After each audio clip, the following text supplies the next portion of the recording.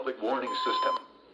During potentially dangerous weather situations, specially built receivers can be automatically activated by the signal to warn of the impending hazard.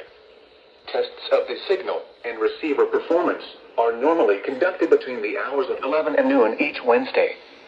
If there is a threat of severe weather, the test will be postponed to the following Wednesday.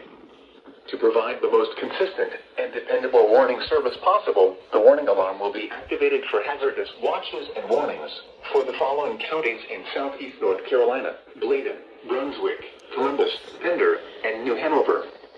This has been a test of the NOAA Weather Radio Public Warning Alarm System.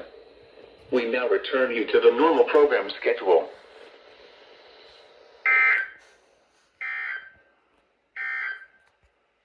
Here are the 10 a.m.